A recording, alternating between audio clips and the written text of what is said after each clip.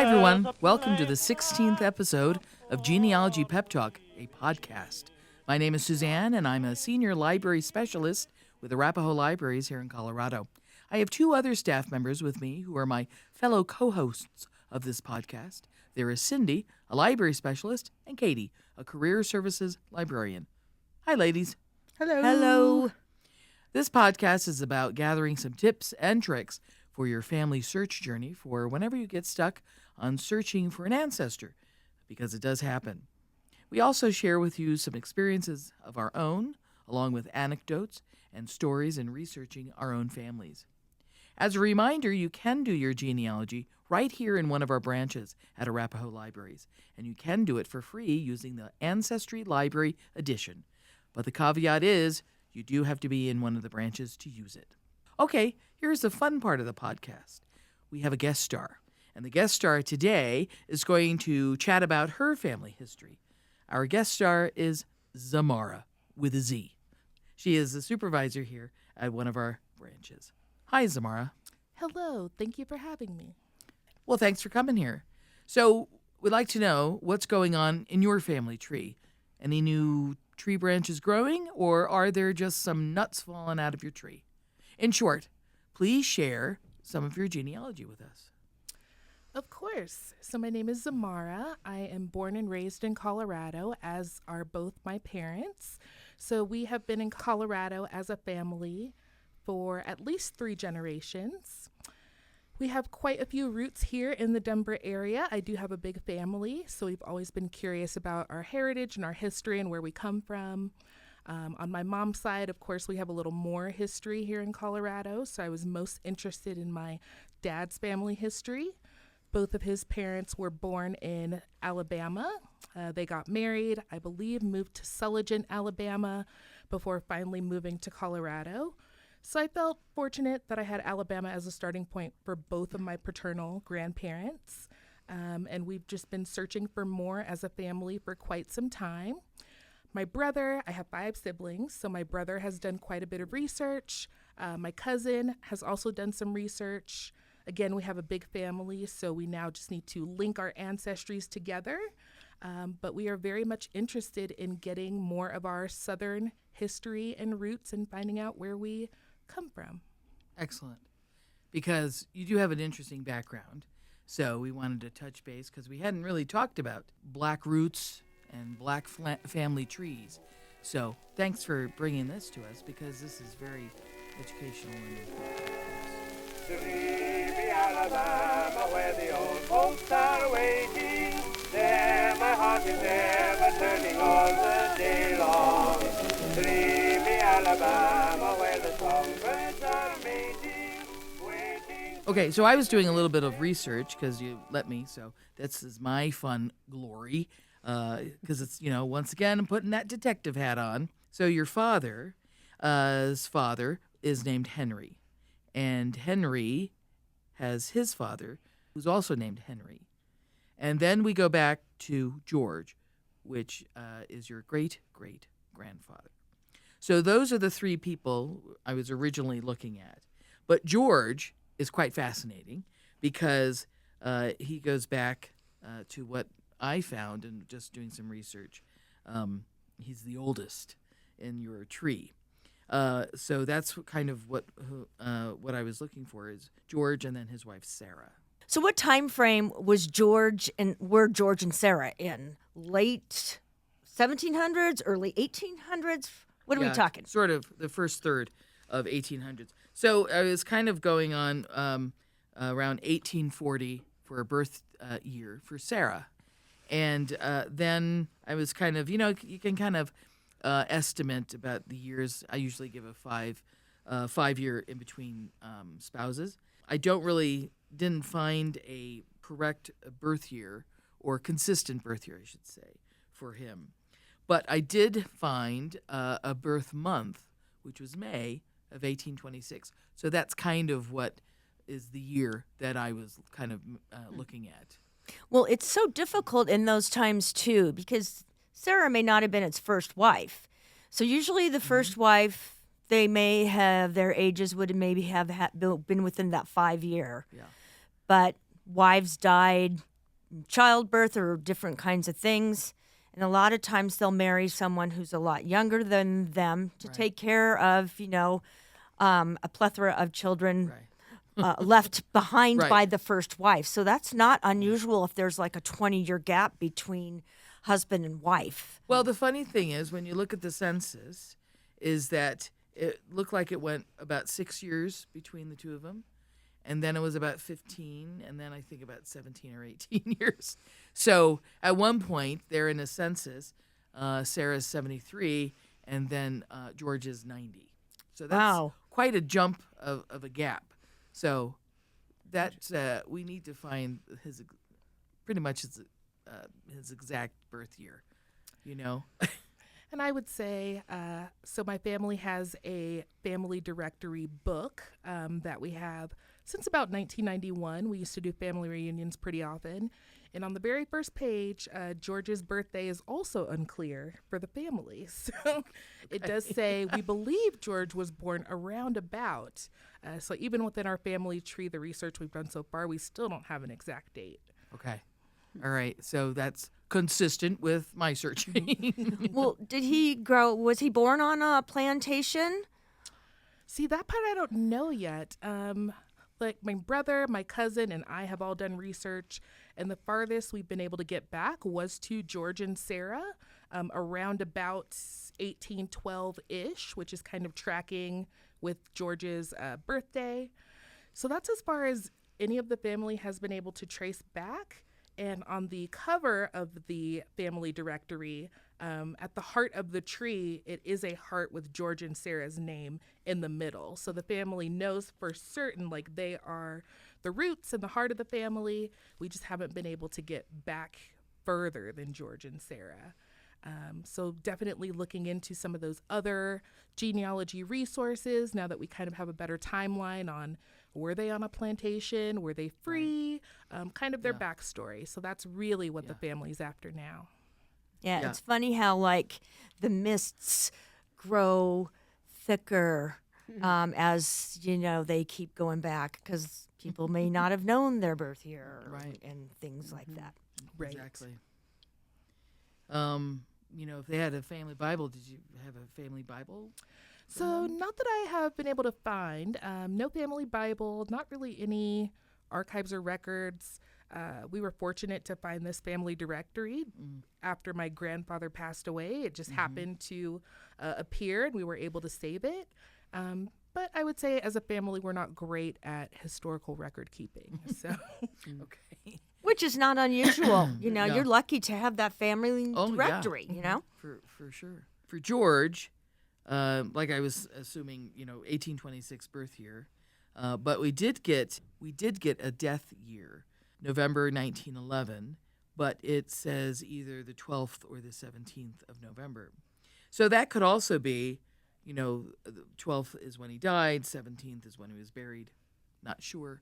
Or, a 12 and a 17, the 2 and the 7 kind of look.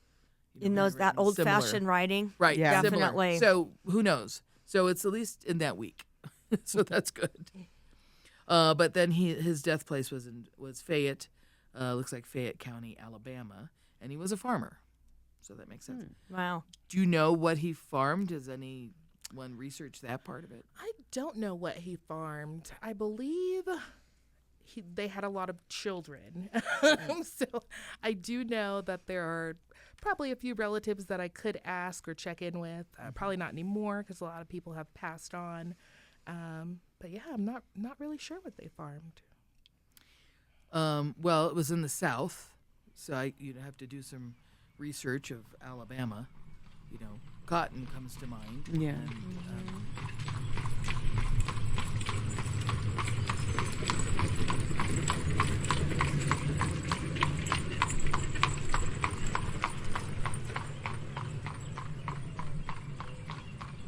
this plantation looked like it was in Tigerville, which is the outskirts of Greenville, South Carolina. Now, is that part of George? I thought he lived in just Alabama the whole time. They moved to Alabama. And that tracks with the research we found. We got back to South Carolina around early mid 1800s. So And then I believe at some point everybody moved over to Alabama, but we were able to trace back to South Carolina before that. So it's a good starting point. Yeah.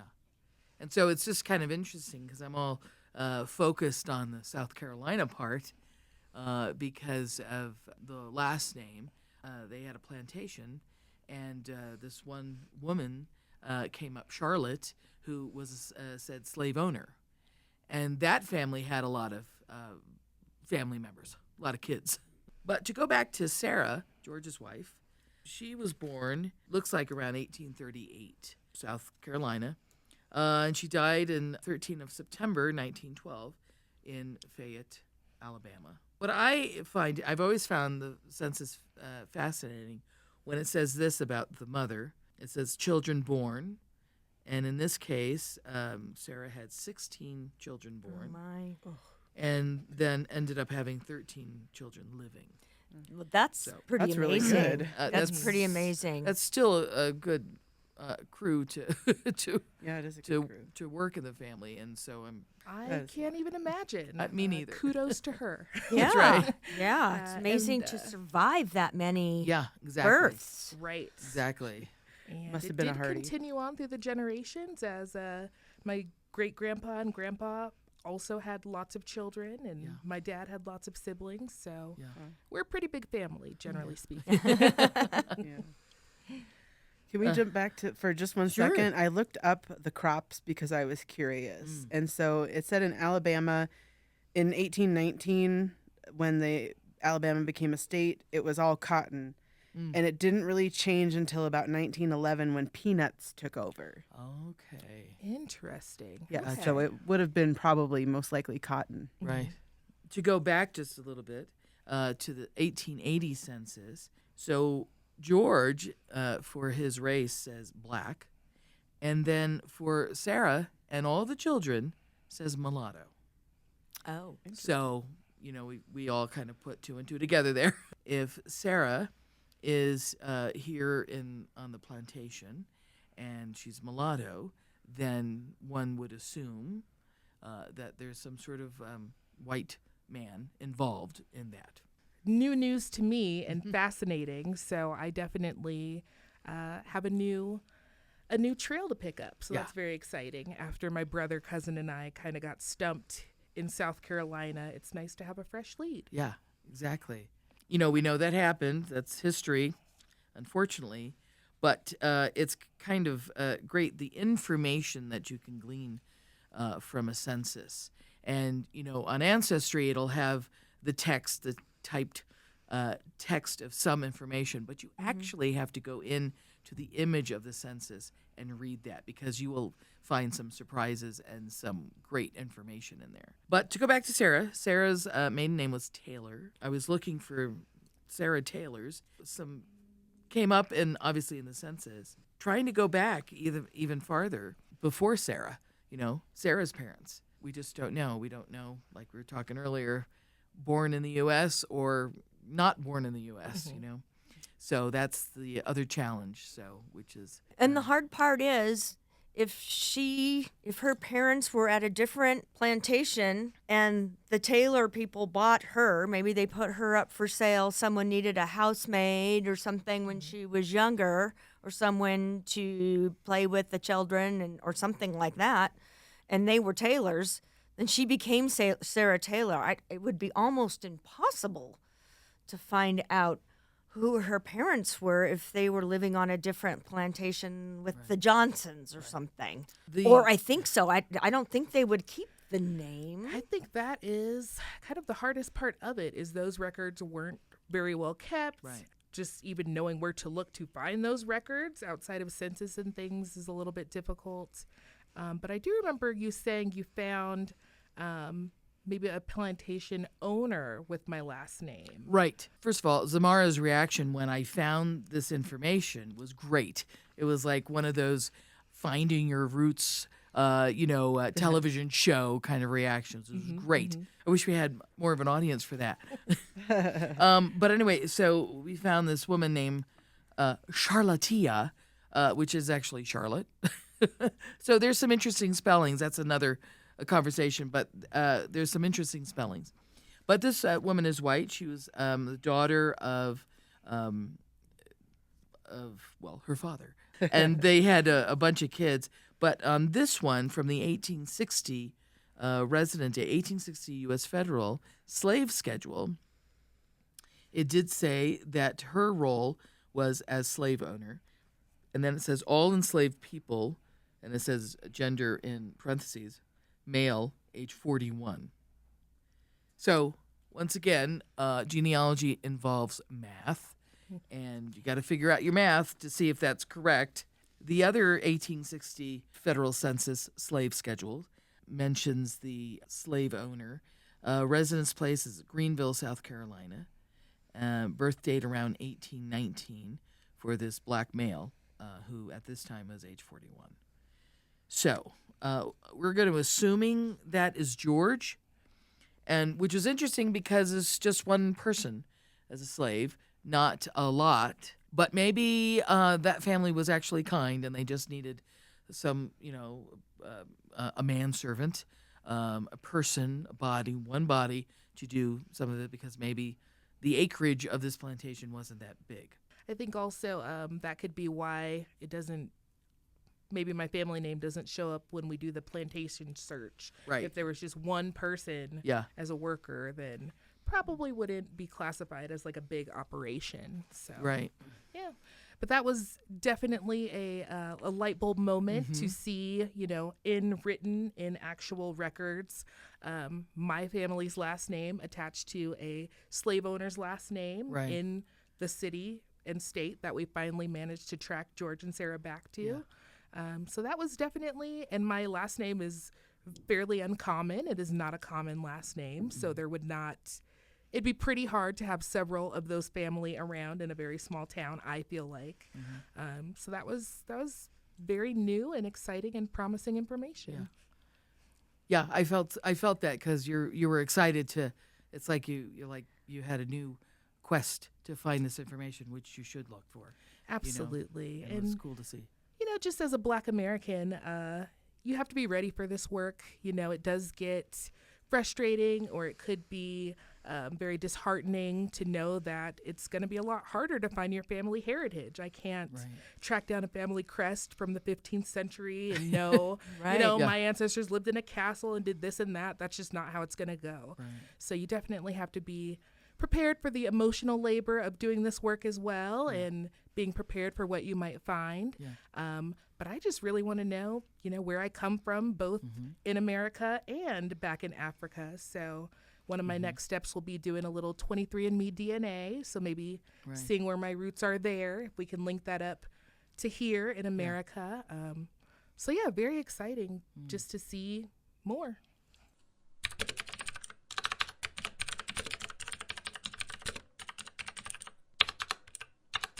But that was definitely a great revelation to find Charlotte or Charletta, a.k.a. Charlotte, listed as the slave owner with my last name was definitely like the missing link. So we've definitely been able to, we'll definitely research further in I believe there's a database called 10,000 Names, I believe, that is specifically for Black Americans to trace back further their roots. So definitely a renewed search. Yeah. Yay. I would say so. Yep. I think I'm going to start my own personal part 2, do that DNA testing to see what my roots are on the African continent, and that might help bridge a gap between how we got here. South Carolina was one of the bigger slave, I don't want to call it hubs, but one of the landing places that most slaves passed through before they went more inland to other places. So just knowing that my ancestors started there, if I can see where they left from, maybe we can close the links even further. So, once again, we have to do the math, trying to figure out. So in 1870, this is before we're talking here, George and Sarah are in the federal census in Alabama now. So between 1860, they were in South Carolina. Okay. 1870 in Alabama. Okay. So between the 10 years, probably maybe after the Civil War, they said, we're out of here. Yeah, we're done with this. We're done. That is one thing I looked up. I selfishly wanted to know if I was related to a celebrity. Yeah, I know. I know. I looked up Greenville, South Carolina, and the notable people, and almost half of the people had surnames that were linked to my family tree. So that Wow. was interesting. That's cool. So yeah, a little bit more too. But then in researching that, when you actually start researching people, it's like, oh, they moved here from. Yeah. So I rolled that out. Or, oh, they married into. So quite a few people got eliminated. And if they have a historical society, a lot of those people totally know everything about their tiny little town. Yeah. I found out some stuff when I went to my mom's little town. Okay, so after doing a little quickie mini research, we've figured out that 10,000 names project is incorrect big time because it's actually 10 million names project. There you go. So that should be a big help. Right. Yes, I think that will be much more helpful. Yeah. So there we go. We got that cleared up. Yeah. So Katie had a notepad. Yes. A lot of stuff. Yeah, we were talking about plantations a little bit, and so I just looked up some places, some ways to research about plantations, and one is History Hub, and that's historyhub.history.gov, and that had some good information. Family Search has plantation records available. The National Archives has some information on how to search for plantation records. And then there's, I believe, a book called The Index to Records of Antebellum Southern Plantations. Ooh. And it's apparently like the creme de la creme, the list of records. So that's, I'm not sure, I didn't see where to find that, but it's this kind of like compilation of records. So again, that's The Index to Records of Antebellum Southern Plantations. So I wonder if we could do that as an interlibrary loan. Probably, maybe. Yeah. That sounds like it would be interlibrary loan. Definitely. You If know. it's not digital or digitized Yeah, already. there might be a digital version somewhere. Yeah. And then two more I had was Briscoe Center for American History, and that's BRISCOE, Briscoe Center for American History, and a website called reclaimingkin.com. So those were some research, some things that I found, just a quick search that might be some good resources if you're looking for ancestors involving plantations, either owners or slaves. Yeah, so I'm sure that there's lots of other resources out there too, but those might be some helpful ones. That sounds like there's some good information out there. I think so. And also, Suzanne mentioned the Finding Your Roots television program. Sometimes it's good to get a visual on how to go about this process. They might also have some other resources connecting people to their heritage. Yeah.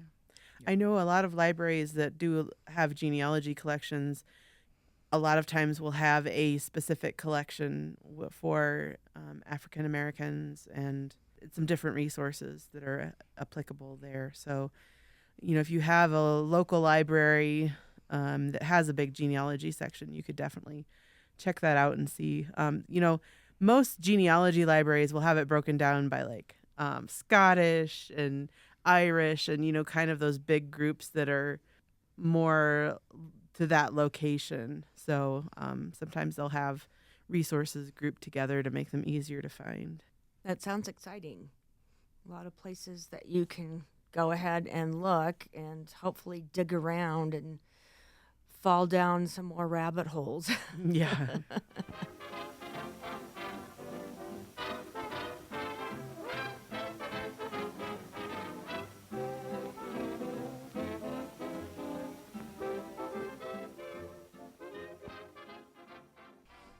Are your grandparents still around, and do they remember stuff, or do they have some knowledge? So unfortunately, all of my grandparents, maternal and paternal, have both passed away. When I was younger, we used to have, on Sundays, we would have what we called Army stories. So my dad would tell us all his fun stories from the Army. My grandpa would talk about his dad and all those children and what his life was like and how far he had to walk to get to school and all of those things. So more like, more family stories, more so than digging into the heritage of who came from where. But that is definitely a loss with all my grandparents being gone, and just makes it even more important to do this work as, more and more elders are not around to ask these questions. That's right. Yeah. Once again, put a recording on. So if your mom doesn't like to be recorded, just sneak one in there. Just kind of behind the potted plant or something. Sounds like a plan, definitely. But have to get those stories from the family. Yeah. It's super important. Yeah, and if you are trying to look at military records or something, you can ask your siblings, what did Dad say about that, or what did he say about where his dad was? They were over in this country, that country. And that might also, give you a clue, even if they were exaggerating. Every detail counts. Right. So I have a question for everybody. Given that we're talking about, lost opportunities to speak with grandparents, parents, whatever, does that make any of you think about just recording your own memories now to be given to possible future generations or whatever? I would say actually yes. I'm a writer by nature, so it's always been my dream to write my autobiography. But I actually checked out books to start writing down my life story because I realized how easily that information can be lost. So even if it's just bullet points for now, or recording little stories as I remember them on my phone, just putting them somewhere so I can document something at some point, even if it's not published, even if it's just for the family, just something. I've thought about that too because at one point I took one of these little Gale courses years ago, and they're 6 weeks long, and it was how to write your history, your story, your own story, and that was pretty good information. But there's a lot of these books in the genealogy section, roughly, of how to do that, your own memories and writing them down, and why not? You never know when you're not going to be around to write it, and then you've just lost out. So maybe do it now if you have the chance and the opportunity. Why not? I had never thought about it before, but, now that you say that, because Zamara and I were just in it's Older Americans Month, and we were just in a virtual meeting about older Americans and thinking about resources that we as a library can do and how we can serve their needs. And one of the questions they were asking is, what category are you in? Are you millennial, boomer, Gen X, Gen Z, or whatever? And as a tail end boomer, I was just thinking about all the things that have really changed in just since I was a kid. We would get on our bikes, younger people hear this all the time. Yeah. Get on your bike, your mom would never no, and but my dad worked, my mom, we never went out to dinner because my mom cooked and all that stuff, but that's just not the way our culture operates anymore. Yeah. And so that's kind of I never thought I'd say this, but that kind of way of life is gone.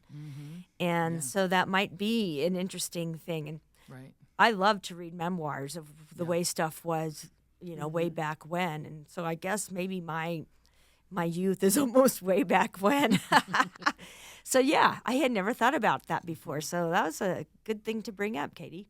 But by the way, because Cindy and I were close in age, it wasn't that long ago. No. And where you had to look at your watch, not at your phone for the time, and you could until the sun goes down, and summertime, and it's just very different. But there's still memories, regardless of what generation you are. So why not start doing them now? Yeah. Things have changed, but to us, it doesn't seem like they've changed that much. But then when I really sit down and think about it, it's yeah, it has, because younger people who work here, or my kids, it's totally different for them. Yeah. In research, don't forget to come to the library to keep. In the past 50 years, the world has changed more than the past 500 years. Yeah. I don't know. Like, it literally has the technology, just the speed of things, the availability of information. It is completely different than anything that's ever existed before. Like, we just have instant knowledge, instant information, which means maybe we don't maybe have the attention span that we used to. So it's really important to document these details and all the things, because the world's moving much, much, much faster, and I don't see it slowing down. So just gotta make sure we're documenting the important stuff. Completely agreed. Agreed. Also over here. So that'll be a future episode. We'll all share where we're at with our memoirs. Yeah, that would be great. That's a good idea. Yep. Start with the outline. You don't have to write the whole story. Just start with a little outline. Yeah, great idea. Thanks, Katie, for bringing that up. Well, thanks, Zamara, for joining us for this conversation. Good subject, because, we need to know this. And if anyone else out there has questions, then hopefully that has helped a wee bit. So thank you. Absolutely. Thank you for having me. Yeah. And for anybody wanting more information and research, don't forget to come to the library to keep learning about your family history. That's right. Library is the place. Okay, well, just want to let you know we have a disclaimer. The three of us are not certified genealogists. We are just three people who like sitting around and having a chat about genealogy. We hope that some or all of this information helps you along the way to finding your family. Thanks for listening. Okay, goodbye, people. Goodbye, people. Okay, Zamara, where's your goodbye, people? I didn't know we were doing it in unison. Yeah. That's the whole thing. Okay, one more time. Take it from the top. Okay, say goodbye, people. Goodbye, people. Okay, fantastic. We'll see ya. There's a place that's just for dreaming, just a lazy rippling stream.